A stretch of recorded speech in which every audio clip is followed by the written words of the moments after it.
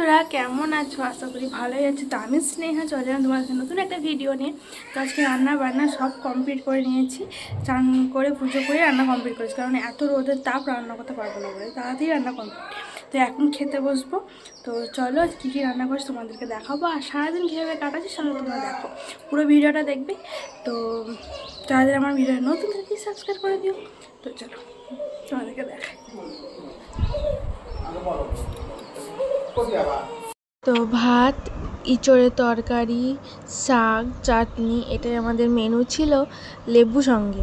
তো তোমরাও কি কি খেলে কমেন্ট করো আর পুরো ভিডিওটা দেখতে থাকো। তো চলো খেয়ে নে, তারপরে আবার আসছি তোমাদের সাথে। হলো তোমাদেরকে দেখালামই আমাদের কি মেনু।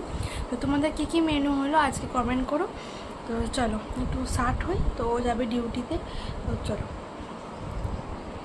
ভদ্রপুর যাচ্ছে, একটু কাজ আছে, তো তোমাদের সাথে সেটা শেয়ার করবো। পুরো ভিডিওটা দেখতে থাকো, তারাই জানতে পারবে।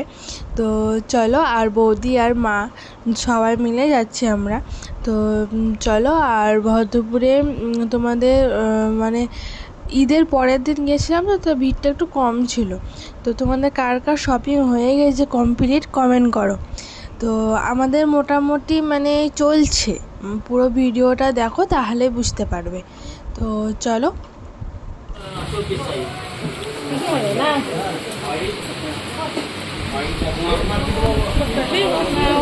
ভাল লাগে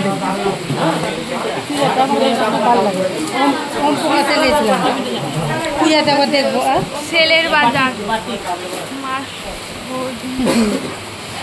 বাবু ভদ্রপুরে এটা ভবতারিণী মায়ের মন্দির। তো পুজোর দক্ষিণা দিলাম, তো বললো পুজো দিয়ে দেবে, তার জন্য একটু কথা বলছিলাম।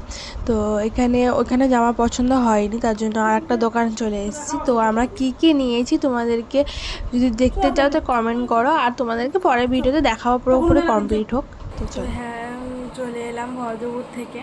তো কটা বাজার করেছি, তোমার মা দিয়েছে কটা কেনাকাটা করে, তোমাদেরকে এখন দেখাবো না, পুরো কমপ্লিট হোক তখন একদিন তোমাদেরকে দেখাবো। তো পয়লা বৈশাখের জন্য কী কী দেওয়া হয়েছে। তো চলো, একটু ভদ্রপুর থেকে এলাম, এসে সব এসেছিলো, গল্প টল্প হলো। তো চলো তোমাদের সাথে আবার ফিরে আসছি পরে। বাড়ি এসে কুমড়ো হলো তরকারি বসিয়ে দিয়েছিলাম, মুড়ি খাবো। তো চলো নেক্সট ভিডিওতে আবার তোমাদের সাথে দেখা হবে, বাই।